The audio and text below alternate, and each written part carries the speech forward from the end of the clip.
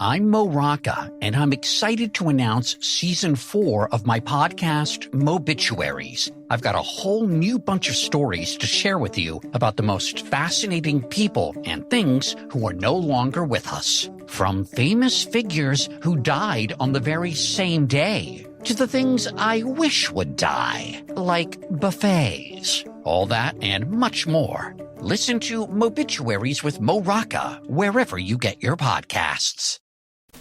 If you've ever thought farm living is the life for me, then today's episode is made for you.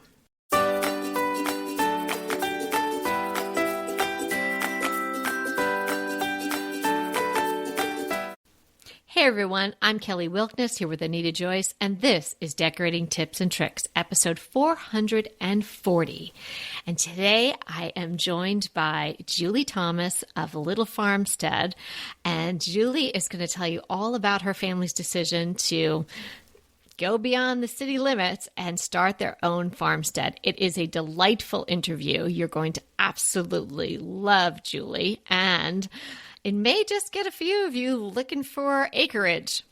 Welcome to Decorating Tips and Tricks, Julie. We are so happy to be speaking with you today and to introduce you to our listeners and to learn more about life on your farmstead. Hi, Kelly. Thank you so much for inviting me. I've been looking forward to this. I know we have known each other for a while through blogging, and I've always counted you as one of my good virtual friends. Oh, thank you. Same to you. So tell everybody about your blog. You know, I actually started blogging, I think it was about 7 years ago, not long after we had moved here to our little farmstead. And I was just so excited. For us, it was a big change in lifestyle. And so I just was so excited. I think I needed an outlet, and I wanted to find a community of other people who were doing what we were setting out to do and who enjoyed some of the same things as far as just having room to spread out, having a little bit of acreage, raising some animals, planting a vegetable garden, entertaining. So it's really just a little bit of all of that. Definitely am passionate about home decorating. And so, yeah, that's what the blog is about. I actually focus a little bit more now on Instagram, but I still have a website that does have a blog and kind of shares our story with people. And we're going to talk so much about your story today and talk about your life decision and what goes on every day at Little Farmstead. Yes. So, and we'll have links to everything, your blog and your Instagram and all your other places where people can find you. And we're also going to have a wonderful giveaway, right, Julie?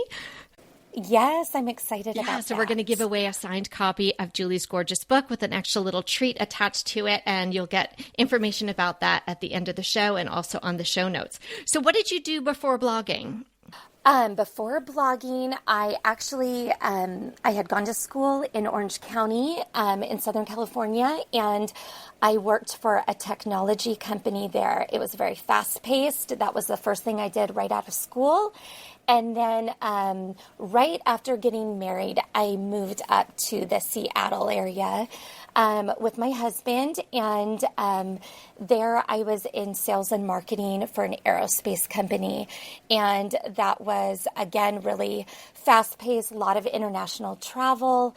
After doing that, I actually stopped doing that when I had our first son, and then we went on to have 2 more boys. So we have 3 boys here, and just with a background in marketing, I think the blog and Instagram was just a natural outlet for me, a natural progression from that, even though the content is a lot different than, technology and aerospace. But technology and aerospace, Farmstead. I know. Okay, but we're gonna explain all of that and how you got there. So so there's absolutely gorgeous you and these four boys on this farmstead, right? And what are your sons now? Is it, am I right? 11, 14, 17, something like that? Yes. Our oldest turned 17 in a couple of weeks, and then 14 and 11. Yes. which is crazy because when we moved here, they were 4, 7, and 10. So I really felt like we got in on a lot of those good years where they just needed space to run and explore and all of that. So yes, I would say perfect timing for what you did. So we've been touching on it. We're alluding to it. We're saying farmy sorts of things and words like acreage. So let's tell everybody the name of Julie's blog, if we haven't mentioned it already, is Little Farmstead. And the name of her gorgeous book is Little Farmstead Living. Now, Julie and her family made a decision that I'm going to let her tell you all about, but to maybe go a little off-road, literally and figuratively, in their lifestyle choice. So let everybody know what we're talking about, Julie. Okay. Well, I like to tell the story when we lived in our just suburban cul-de-sac, just on a standard size lot. We tried to maximize that as much as possible because, like I said, we had 3 really active boys. And so we had a fort built with a big slide. You know, every summer we would bring out an inflatable pool in the backyard. And we had a deck that we lived on with outdoor meals and everything. And I remember we had great neighbors, but I remember specifically one day I had taken the boys out to ride their bikes in the cul-de-sac. And a neighbor just sweetly smiled at me and said, "We heard you guys in the backyard today." And I thought, oh boy, I bet you did, you know. So it was just those little thoughts that it started feeling like, although we hadn't outgrown our house, we had outgrown our yard. And, you know, where I grew up in the San Francisco Bay Area, it wasn't as common to have a big piece of property as you can get in the Seattle area if you move just outside of the city boundaries. And so we just started looking. My husband grew up in the city, and so the idea was a little bit foreign to him at first, but we had, my sister has acreage not far away from here. And so we would take our boys over there to play, and literally the minute the car doors would open and their feet would hit the ground, they would just take off running. Mm-hmm. So we had kind of an example of that. And we saw just that it was something that in our area it was feasible to do. But it did take us, I would say, at least 5 years of looking to really find where today we call home. And so for us, it was, you know, my husband would say, I just picture a place where we can have campfires with our boys. And he said, I know as a guy, that's where boys will sit around and talk to you. You know, they'll sit still and they'll open up. So that was kind of his vision, was just a property where we could have a campfire, maybe even pitch a tent in our own yard. And for me, I loved that idea. I also have always loved animals. And so I pictured them, like our boys growing up, with animals in the background. I also got excited about growing some of our own vegetables because I think that there's a lot of life lessons in that for kids. And it's a healthy way to introduce foods that maybe they wouldn't eat if they just came from the store. But if they grew, you know, if they grow them themselves, there's that curiosity, that sense of pride.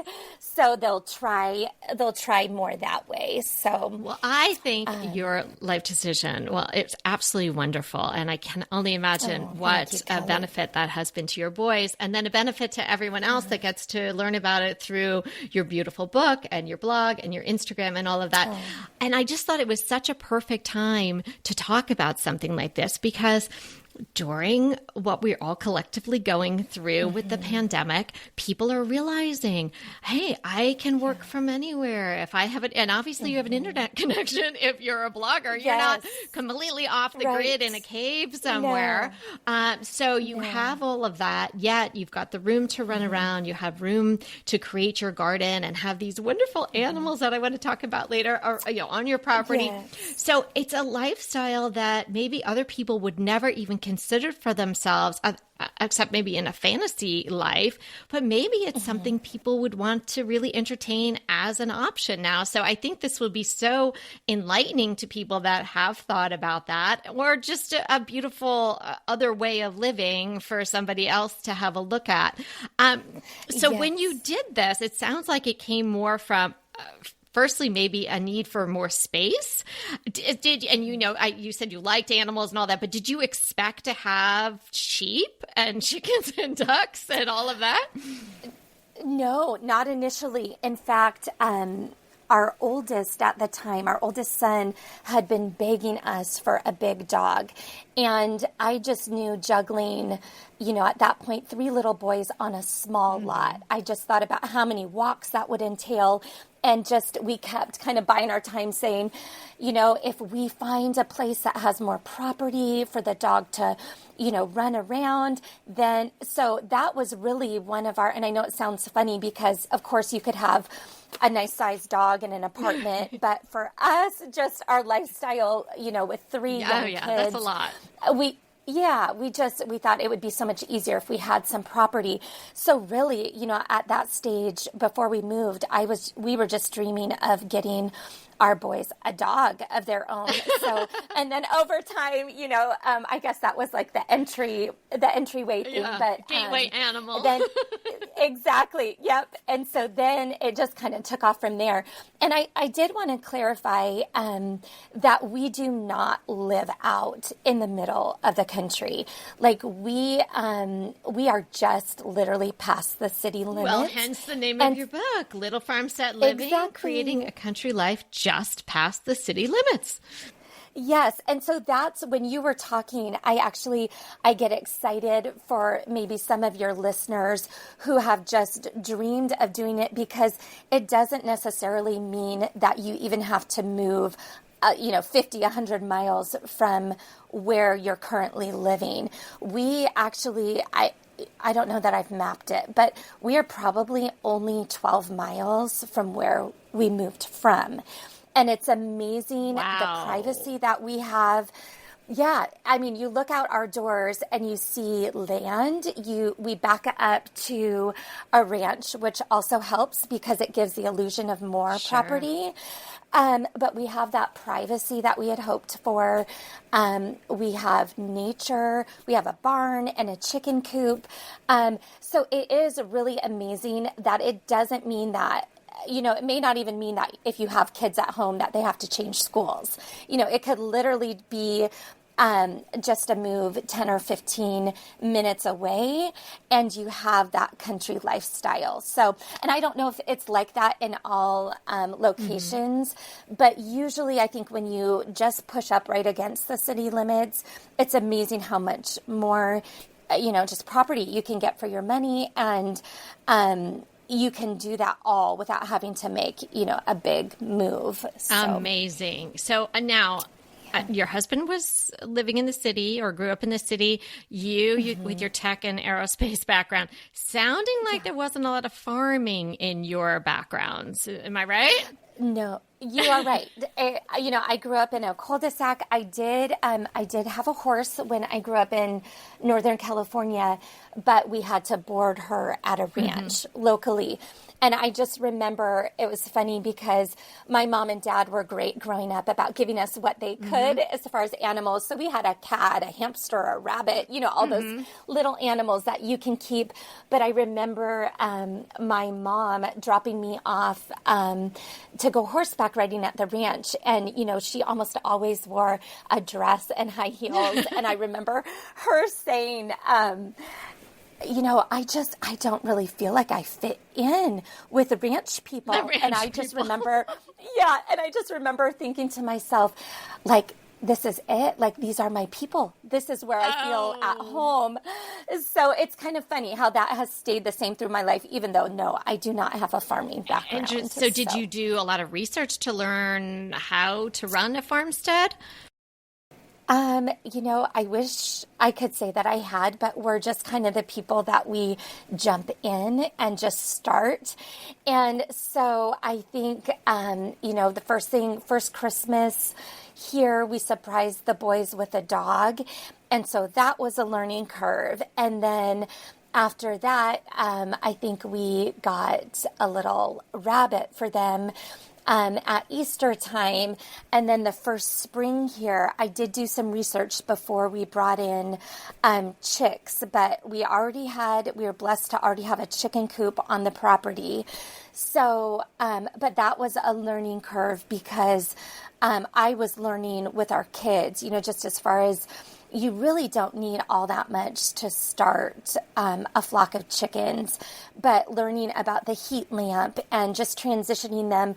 We started our chicks actually just right in our mud/laundry room. And I think that first year we just had a big box that we put them in with bedding and a heat lamp. And then as they got a little bigger, we transitioned them out to our barn. And then eventually when they were all feathered out, we moved them to the chicken coop. So we just really experimented and learned as we went. I think that's one of the nice things about blogging and being on social media is that you can ask questions, you can learn from other people, just like Kelly, I've learned tips from you about, your gardening and your flowers. Just what a benefit to, as you grow these new passions, there's so much that's available at our fingertips. You're so days. right. Yeah. I mean, I guess you could figure it all out. There's a wonderful section in your book about your chickens and the different types that you have and all of that. So if anybody, you're going to all love the book, but if you're particularly interested in raising some chickens, there's some good info in there for sure.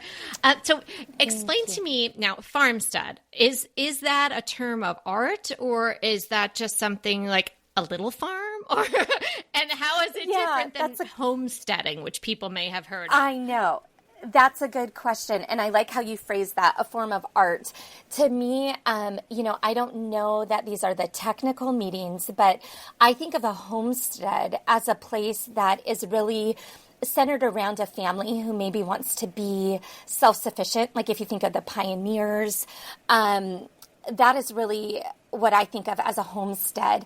And then when I think of a farm, I think of it basically as a larger scale, and a lot of time as income producing. So people oftentimes will live on their farm, but it's also their livelihood. So I think we started calling it our little farmstead as maybe just a combination of a homestead and a farm. So where we have the animals and we have a vegetable garden, but it really is centered on our family unit.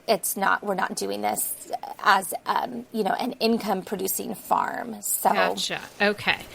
That is very interesting. Then you talk about sort of your aesthetics, which I know a lot of people are going to be just drooling over the images. If they don't know you already, they're just going to love it. But you reference having an American and a European farmhouse aesthetic in your home. So how would you say you're influenced by European styles and how by American? Good question. I think probably the color palette that I use is a good foundation. I love, as many people do right now, especially, I love the clean backdrop. So I use a lot of whites, whether those are the really bright whites or if it's, for example, in our living room, I used a white paint color that pulls a little bit more of that antiqued white that has a little touch of aging to it. And then in other parts of our house, depending on how we use them and the feeling I was hoping to create, I use a really bright, airy white. And I love that both the Scandinavian and French antiques, they use a lot of the lighter wood tones. And so that's why I enjoy especially the Scandinavian and French antiques I'm not opposed to, for example, English antiques. Those are beautiful as well, but usually those do incorporate the darker, deeper wood tones. And so just a few examples of maybe the European versus the American antiques that I love using in our home. We have this giant drying rack that came from France, and we use that on the counter in our kitchen, and I feature that in the book.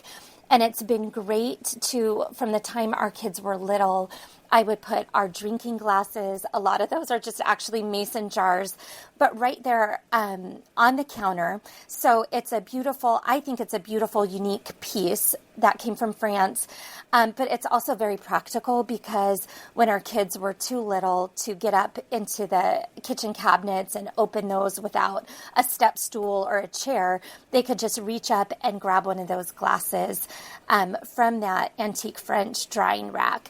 But then I do also love our own country, America, incorporating those antiques. So I've used actually chicken nesting boxes in our family room as both a bookcase, place to store things, and I love the simplicity of American farmhouse as well. So I think just merging those two backgrounds can give you an interesting sense of just that time-worn history that we really appreciate about just farmhouse or farmstead living. Oh, and your look is so beautiful, Julie, really. Thank you, and Kelly. We talk so much about neutral palettes and things like that throughout the podcast, and creating flow from room to room. And you've done all of that, and your palette is just so welcoming and just really inviting. And I think the hallmark of Julie's style, for anyone who's not familiar with it, is the authenticity of it, whether it be the American or European or something new, but that really just fits in with the whole vibe. So absolutely beautiful. I'm sure everybody's going to want to do a deep dive into everything that you've got going on. So tell me, what is a typical day for you on the little farmstead? Oh, good. Another great question. Thank you for asking. I've thought about this a lot because where we live in the Pacific Northwest, we do get a lot of rain, which we're kind of known for, and a lot of gray days. Our temperature is mild compared to a lot of places in the country and around the world. But because I grew up in California, it's colder than what I'm used to. And so, for example, a typical day, like today, I get up like a lot of you, make some breakfast for my family, get our youngest. He's able to attend school right now, so I drive him to school. Then I come home, make sure our older two have their internet connections right now for online school. And then the next thing I do is I do go outside and I start feeding the animals. Don't you just love a great recommendation from a friend? Well, we're delighted to be recommending these companies and their wonderful products to you today. And let them know your friends at DTT sent you. BritBox just keeps getting better. The new Archie is amazing. And it's not the comics. It's about Cary Grant. Archie is the brand new limited series starring Jason Isaacs as Archie Leach, the man who became Cary Grant. From the award-winning screenwriter of Philomena, Archie tells Grant's born in Britain, made in Hollywood story, the dramatic grit to glamour transformation that led him to become one of the most famous people in the world. You are going to absolutely love the acting, but also the styling, the outfits, the scenery. It's the first time his story has been told in collaboration with his daughter Jennifer Grant and ex-wife Diane Cannon. The performances from Jason Isaacs and the rest of the cast are amazing, and it's only available on BritBox. So sign up for BritBox today to stream Archie and other fan favorites from any device. And we have a special limited time offer for our U.S. and Canadian listeners. Get 50% off, yes, that's 50% off your first month when you sign up for a monthly plan. but only if you go to BritBox.com and use our promotion code DTT at checkout. You're going to love Archie. So head over right now and get 50% off your first month of BritBox. Use the promotion code DTT at BritBox.com. Green Chef is a delicious delight any time of year, but especially during the holidays. What a wonderful vision to behold as the Green Chef boxes on your doorstep. Green Chef is the #1 meal kit for eating well. And it makes eating well so easy with plans to fit every lifestyle, whether you're keto, paleo, vegan, vegetarian, gluten-free, or just looking to eat a more balanced diet. So let Green Chef take the work out of eating clean this holiday season. And if you've got guests coming, shop Green Bundles. They're now available at the Green Market. It's your one-stop shop for nutritious grab-and-go breakfast, including vegan options, brunch kits, wholesome lunches, ready-to-eat snacks, veggie sides, and more. You can feel your best this December and do your best with Green Chef because they offset 100% of the delivery emissions as well as 100% of the plastic in every box. Go to greenchef.com/60DTT and use the code 60DTT and get 60% off plus 20% off your next 2 months. greenchef.com/60DTT and use the code 60DTT to get 60% off plus 20% off your next 2 months. We've had a variety of animals, but right now we have the sheep out in the barn. We have the chickens out in our chicken coop. We have a couple of cats that live in our barn. And then we have our dog. So it's not an overwhelming amount. Again, we call it a little farmstead for a reason. But I would tell people, if you do want to, set up a mini farm where you're at, just think about the amount of places that you have to go on your property for feeding, because you're going to need to do that at least once, if not 2 to 3 times a day, depending on the animals. So in the summer, it really is a joy, to go out there in the sun, and I linger out by the chickens and, let out the sheep to graze for a little while.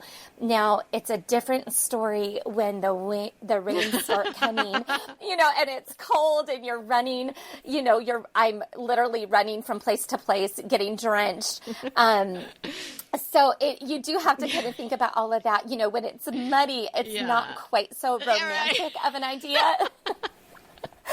So I think, I do the same thing. My day looks a lot like everyone else's. I just add on the feeding. And the feedings and maybe the letting the sheep out and then bringing them back in. Are the sheep, are they good listeners? Yeah. Do you have 3 sheep, I think, or is it? Okay. Yes, we just have 3 sheep. They're baby doll sheep, so they're South Down baby doll. And I get asked about them. That's probably one of the most asked questions, because if you see them, it's like you'll fall in love. Love at first sight. I don't want to show my girls. Yeah, they were. Kelly, I think you need them. I think you could fit them on your property, actually. No, I don't think you're allowed to have sheep in LA County. Okay, I'll have maybe my fantasy farm, because I do. I mean, this is all very selfish that I'm getting to talk to you, because I do have this fantasy farm life. But I'm laughing to myself because I could see it. I'm picturing you in the spring with your beautiful blonde hair, like you with some gorgeous European linen apron and tossing chicken feed, whatever chickens eat. Yeah. And then I'm picturing the next day, like sideways rain, Seattle. Oh my goodness. I know. And that's what a good friend of mine, actually from California, started laughing when I told her about the book, in a nice way. But she said, I want a book of all the outtakes, which is so true. Little Farmstead bloopers. I know. Rainy day. What I look like on the day-to-day. Yeah, running through the rain. Bad hair, farm day. Yes. Oh my gosh, that's so funny. Okay, so let's get back to these baby doll South Down sheep, because they are so adorable and yummy. But okay, so other than how adorable they are, why did you get sheep? Yes. Okay, well, truthfully, the boys and I wanted them as pets. I will admit that. We just fell in love with them, but I had to find a way that we could somewhat justify them, to build my case for my with my husband. And so he does all of the mowing on our property, along with our oldest son helps out with some of that. And so the angle that I use is that they really help keep some of our grass areas down. Oh, they're very practical then. Yes. Very practical. They actually do like to eat maple leaves, and we have these giant maple trees. Oh, I saw that on your property. Instagram. I mean, the leaves are gigantic. Yes, so it's cute. So they actually do a really good job of, we have 3 small paddocks outside of the barn, and they do really clear that. And those are, anytime, that you're mowing, that you have to get into smaller areas, it's a pain. Mm-hmm. So my husband, he does appreciate that they keep those areas clear. Mm-hmm. And then beyond that, they do help out with keeping some of the grass down, but he would laugh and say that that's very minimal. We do use their wool. So you do need to get sheep sheared at least once a year. And I have started using that wool, which has been a lot of fun. So I'm not to the point where I know how to process it yet or spin the yarn, but I found a very sweet lady online, actually through Instagram, who has been willing to do that for us. A lot of times if you work with the bigger mills, you tell them you have 3 sheep's worth of wool, and you're kind of put at the bottom of the list for that because they do higher quantities. But they're so cute, and their wool is so cute too. I know. And so I did include a blog post on that, and that information, some of that information is also in our book. Because you have in the book the caps that you were able to make. Yes. And so that was, it was sentimental for me, but it was sweet because our boys, they were super excited to get those. I had wool hats made for them and gave them to them a few years ago on Christmas Eve. And just the sentimental value, for them to be able to hang on to those throughout the years and know that those came specifically from their sheep. I thought that was just a fun memory. And what are your sheep's name? Winston, I think, is one. Winston, Teddy, and George. Perfect. So they are an English breed, so they kind of had to have, I felt like they had to have British names. Oh, right. So, yes. Well, and you don't have any Margarets, so you're not going to have any extra sheep. Not yet, but man, I would love that someday. I would love to breed them. We're not quite there, but okay. Well, that will definitely be another podcast that we'll have to do if you start breeding sheep. Okay. Do you ever hear the theme song to Green Acres just like sort of running through your head? Because as I was doing this, I was like, I know. Kind of. Yeah, you can tell I'm a very serious farmer. So, yes, I do. Yeah. Well, you're the most gorgeous farmer I've ever seen.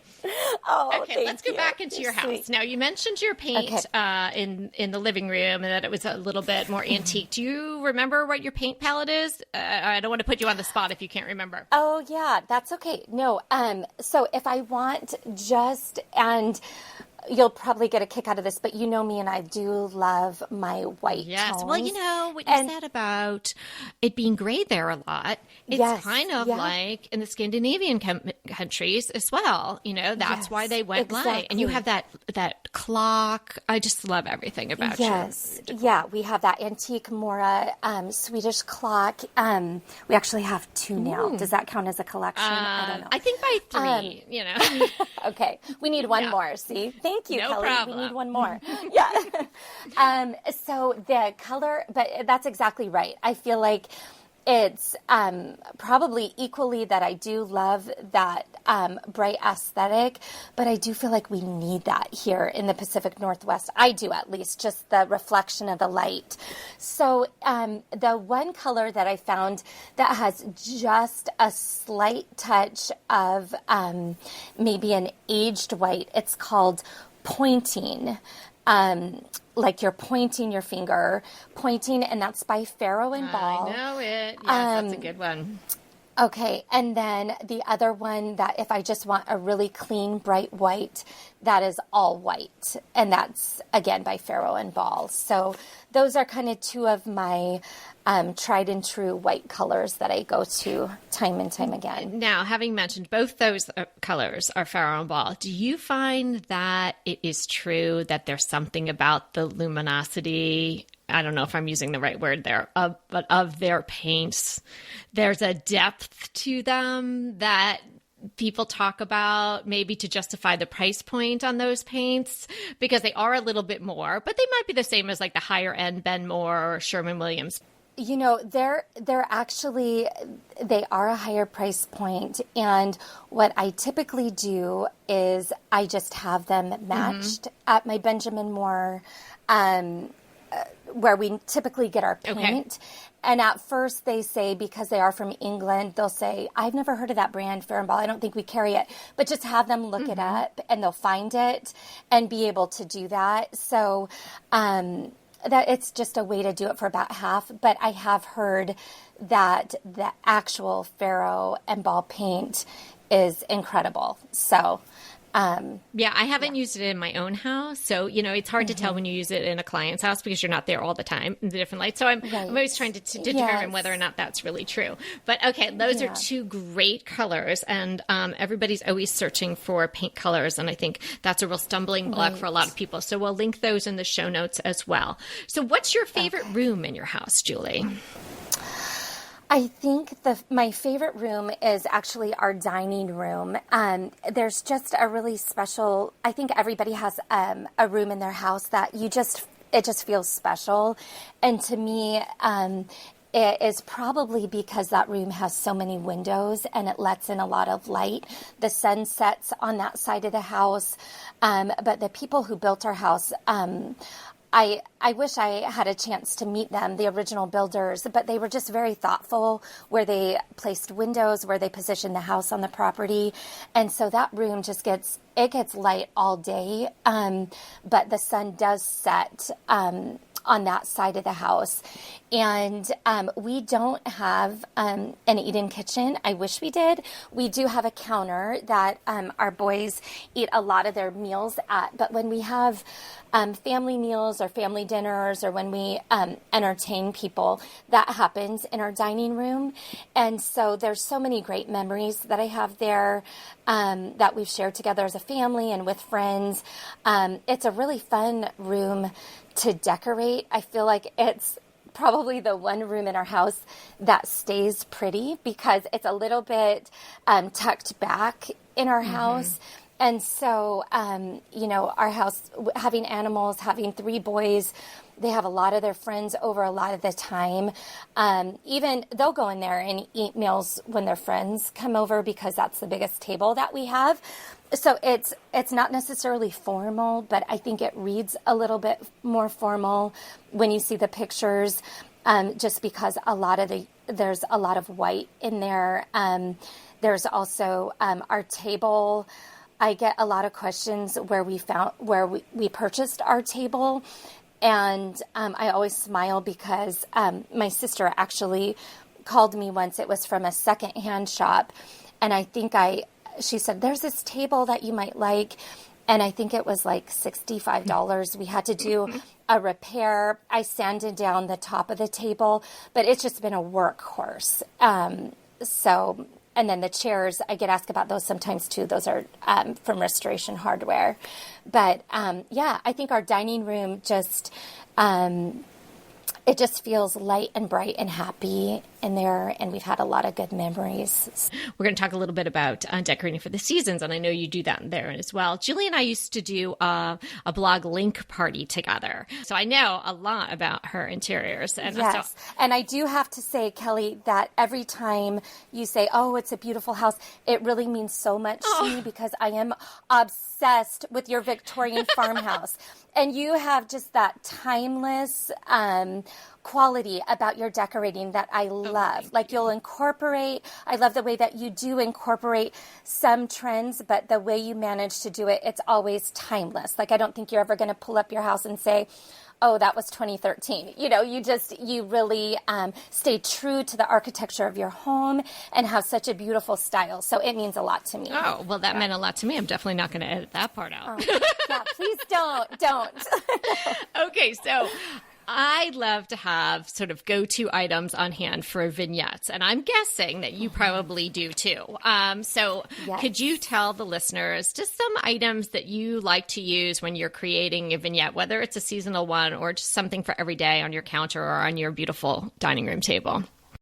Sure. That is a great question because it took me a while to kind of find out what I used over and over. And I love those pieces that you can use throughout the different seasons and just throughout the years that you're not. I think a while back, I got tired of just picking up maybe the inexpensive seasonal trendy items. I'm sure I still use some of those in our home, but I got tired of just going through things so quickly, spending money on things that didn't feel like they necessarily would stand the test of time or that I would even like the following year. I think it just starts feeling a little bit wasteful, and you want to have those pieces that you're going to enjoy time and time again. And it does cut down on the amount of time that you're going out and shopping for a lot of the items every season. I think a lot of us have had times in our lives where we go through that, where you're just picking up things here and there. And while it's fun, it just sometimes it takes an excessive amount of maybe time and money to do that. So great question. I love, we have a few oversized breadboards, and I just find that those create a beautiful backdrop for a vignette, whether you use those in the kitchen, on your counters, vertically or sideways, and you put a few pumpkins in front of those for the fall. Or maybe at Christmas time, maybe you have a dresser or buffet that you, again, prop those up against the wall and then just have a simple vase of evergreen branches in front of those. It just sets a little backdrop for a vignette. Something else that I use from season to season, and I've actually had this in place for a couple of years now, is in our entryway, I have an antique carriage door that is propped up against the wall. And then in front of it, I have a small dresser that just has really beautiful patina. It only has a little, it's mostly wood and just has a little bit of kind of an off-white paint remaining on it. And on top, so that's a great place if you need to set down your keys, or if you have someone over that wants to put down their handbag so they don't forget it, it's right by the door.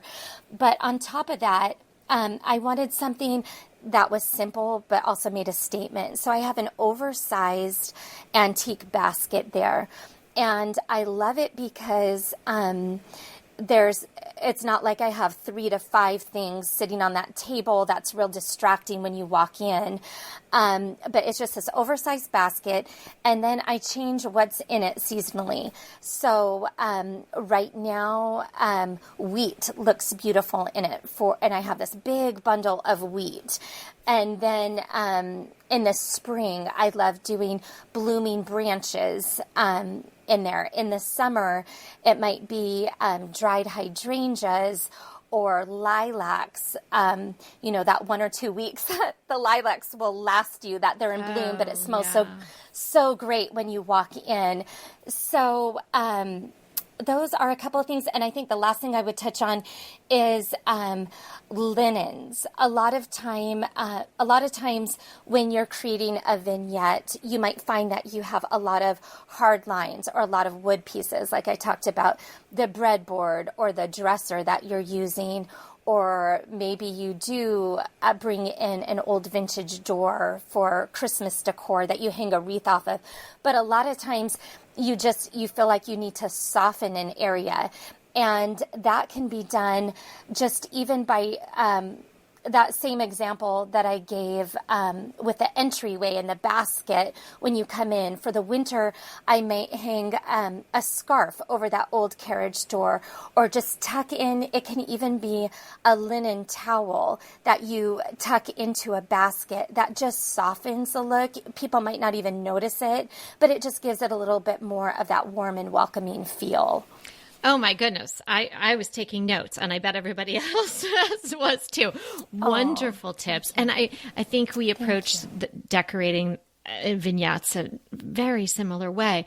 I think we do too. I talk about these hot spots. I don't want to change it up all the time because just for the reasons you said, you're just out shopping, buying the newest thing. Do you need another tray? No, you could just use the one you have, or the breadboard that you have, or something like that. And just having these little spots around my house where I just change something out. Like you're saying, adding something into that basket, it completely changes the look. It's welcoming for the season, or it's just a holiday or something like that. So excellent tips. I love how you do that, Kelly, and I've noticed that about your decorating style throughout the years. And I would just also encourage people that I think one of the joys now, after living in our home 7 years, how long have you been at your house, Kelly? It will be 5 years on the 16th of October. Okay. So pretty close. Yeah. I was thinking we were, 5-7 years at our homes. And I tell people sometimes that, whether it's the Christmas decor or just decor in general, it takes a while to really settle into your home and know kind of what belongs where. Mm-hmm. I mean, usually people will get the basic furniture setting down fairly quickly, but a lot of the vignettes that we're talking about that we're able to just kind of keep in place, but then change the little seasonal touches to them, that can take a while. So be gracious to yourself. If you're new to your home or haven't lived there long, experiment, and then even snap a picture, because you might not remember last fall, what did I do that it felt so right in that little nook, and I think that's the joy of, after having lived in a home for several years, is you kind of learn where you look to, where your eye goes to, where is going to be an out of the way place that you're not, tripping over some decor element, but that it's just setting a beautiful backdrop in your home. Yes. Oh, that is very sage decorating advice. Way beyond just a tip. Julie, thank you so much. It's been so much fun. It was such a delight to talk to you, and it makes me want to drive up there and see you. And I really want to pet Winston, Teddy, and George. And I was going to say, I want you to come, but I'm going to have to do a car check as you peel out, because I have a feeling you would try to take one of them with you in the back seat. Maybe just a little box of chicks. I don't know. Yeah. When is the time when the chicks Sounds come? good. I might have to show up then, the spring maybe. Yes, that would be fun. Well, thank you so much. I really was a delight. And now let's talk about our hot topic. Pesto pork chops over Parmesan polenta.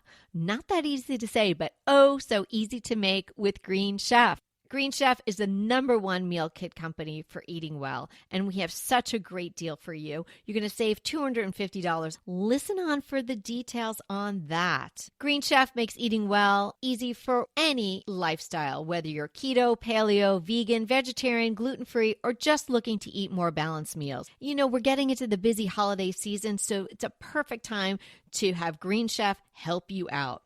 Let Green Chef take the work out of eating clean this holiday season with their chef-crafted, nutritionist-approved recipes featuring fresh ingredients and nothing artificial. And you know what? You don't have to lose track of your healthy eating habits during the holidays. Every Green Chef customer gets a free session with their registered dietitians who will walk you through how to make clean eating work for you. So sign up for your free session and start on the road towards better health today. And that deal I want to tell you about, visit greenchef.com/DTT250 and use the code DTT250 for $250 off your order. So that's greenchef.com/DTT250 and use the code DTT250 for $250 off your order. Go ahead, clean out your closet, then head straight to Quinn's. I love every item Quince offers, from wardrobe to decor. And I can really recommend their Ultra Stretch Super Wide Leg Pant at $49.90. The price is unbeatable, and the look is so flattering. It keeps you in on top and flares out of the bottom. Everything feels right with Quince. The price, the quality, and the sustainability. Quince offers a range of luxury wardrobe and home goods at prices within reach. And like Quince's clothing, their home goods are priced 50 to 80% less than similar brands. Quince only works with factories that use safe, ethical, and responsible manufacturing practices, along with premium fabrics and finishes. Once you've cleaned out your closet and refreshed with Quince, you can also add something to your home decor. So give your wardrobe and your home the refresh it needs with Quince. Go to quince.com/DTT to get free shipping and 365-day returns on your next order. That's Quince, QUINCE.com/DTT for free shipping and 365-day returns. Quince.com/DTT. And let me know how you love those pants. Oh, this is such a good one. It is a House Beautiful article about watching Biltmore's Christmas tree raising event from home this year. Well, with the pandemic, everything's gone virtual. And what a fun thing that they're doing the Christmas tree raising and lighting all online. So you don't have to be there this year. And I know we're going to make a date to be sure that we watch this online. And Biltmore is one of my favorite places, built by the Vanderbilts, and it is in a stunning home. And the Christmas, I've never been to their Christmas events, but this one should be fantastic. We'll link to the article, and the event, you'll be able to see it on YouTube November 4th at 5 p.m. Eastern Standard Time. So, hey, after the elections, I think just grab a... What timing? Right? Well, if we can just make it through that, then you'll get this to look forward to. Then we can all sing around the Christmas tree. So it's November 4th, 5 p.m. Eastern Standard Time. I guess that is watching it live. And then, of course, I'm sure they'll leave it up on their YouTube channel for, all posterity. And, if you really want to go minimal on your decor, just put this on a loop on your computer and you can just watch it over and over again. The 35-foot balsam fir tree being, I guess, lit up. I'm not sure what they do because, like Rockefeller Center, they light up the Christmas tree. It's obviously, already decorated. So I guess that's what they're doing. Right? I mean, they're not decorating it in front of you. Well, it says virtual tree raising, but surely... Raising. Wow. But maybe they have video of it being, I assume it's more of a lighting ceremony. I've never been for this event, so guess what? We're all going to find out. Well, so fun. Okay, so we can all sort of watch that together and then touch base on it again. I have a crush today that...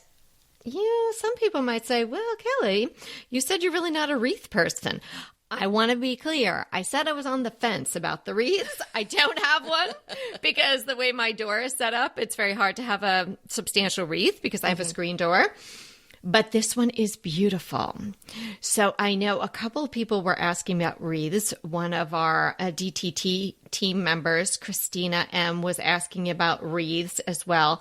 And I spied this one in the Balsam Hill catalog, which also I'm sure had a ton of Christmas stuff in it, but I pulled this page out to tell you guys about it. So I do not have this wreath. I have not seen it in person, but I liked it enough that I pulled it out of the catalog and I've had it sitting on my desk. It's the Dahlia and Pumpkin Forest Foliage Wreath, and it is really stunning.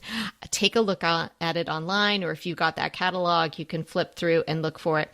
It's not cheap. It's $179 for a 28-inch wreath, but it is jam-packed with autumn-colored dahlias and these more slender leaves that almost look like feathers. And then there's some really nice sage greens. There's some faux white baby boos. It's really beautiful.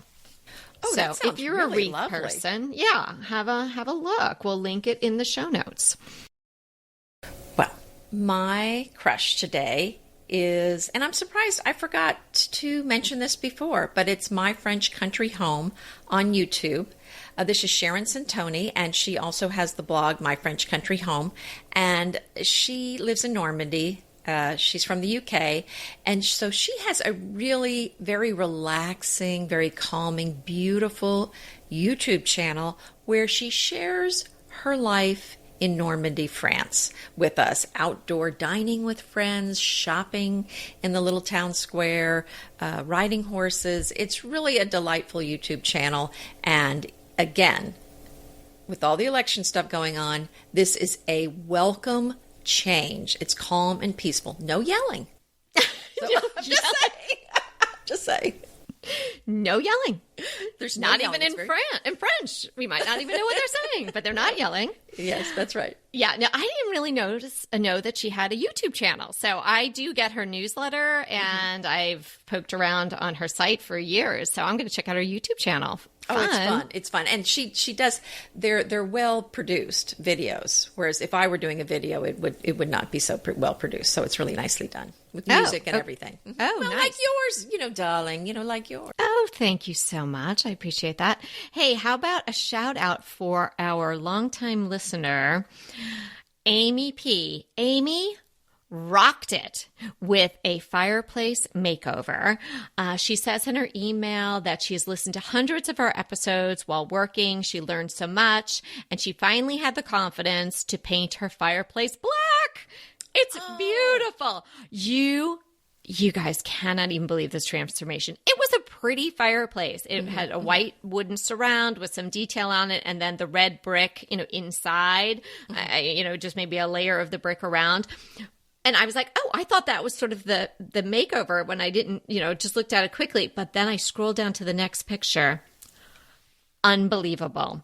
It is, I don't know if it's a matte black. Amy didn't mention what paint color she used, but she also painted the wall in her living room a sort of a deeper mocha color, and the black, and she's got the fireplace going, and the mantle is so tasteful and beautiful. It is stunning. So Amy, well done, Amy. Amy, you rocked it. I saw it, and so beautiful. I just gasped. I mean, you did a fantastic job. Yeah, So it really good on changed you. the whole look of that room. Really, really well done. So if anybody is on the fence about it, feel free to email me. And if it's okay with Amy, I'll send you the before and after photos, because amazing.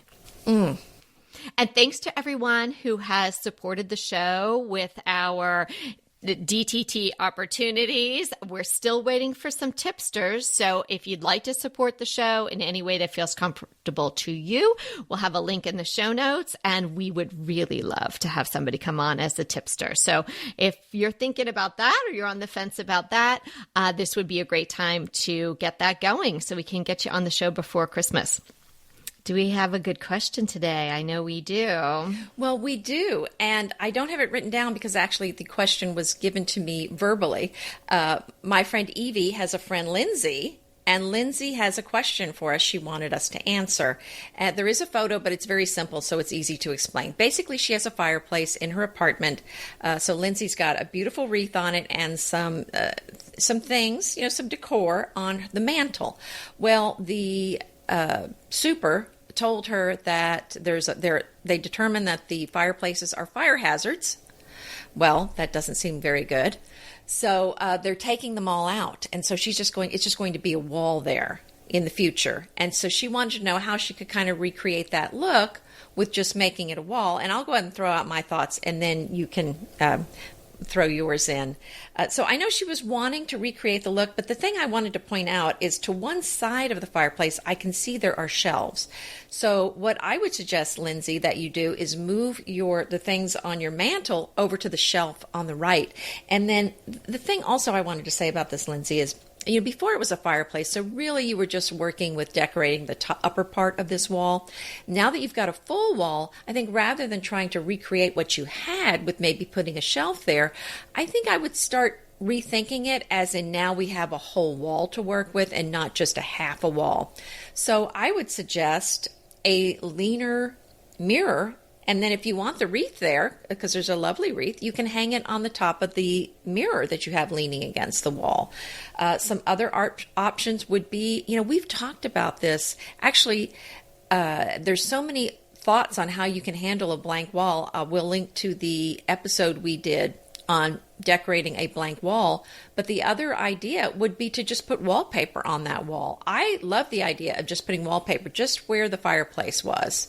And don't you think that would be fun, Kelly? I think that's a great idea, because I did have a question, and now you've answered that, whether or not that whole bump out where the fireplace was would be taken away. So I'm guessing not. They're just going to close it off. I don't know. I'm assuming that they're just going to close it off because that's the easiest thing to do. Right, because there must be the flue and everything is inside there. So probably not removing all of that. I think doing that is a great idea. I like the mirror idea too. And I would just go big and make a real statement on that wall. Mm-hmm. Oh, yeah. I mean, really, and you could even just put the wreath there. But I think if you've got that and you're used to it being a focal point, why not do something really big and bold and fun with it? Yes, I so agree. And as a renter, Lindsay could use the removable adhesive type of wallpaper, and there's gazillions of choices for that online, different brands, and obviously so many different patterns. I think that's what I would do. Well, exactly. And that's, of course, I would definitely do the removable, because if it's a rental, of course, the landlord's going to make you take it off. So you are definitely going to want to go with that removable wallpaper, which, as you say, Kelly, is available everywhere. So thank you, Lindsay, for sending over your question. I hope that helped you. So remember, we're here to inspire you to create a beautiful home. Until next time. I want to remind you that we are available for design consults. We take on your design dilemmas, questions, renovations, any project you want to talk about, any room, any space. We are here for you. And we really do enjoy doing these. And I think we've helped people a lot. So if you want to sign up for a consult, head to the link in the show notes. It's decoratingtipsandtricks.com/consult. We hope to talk to you soon.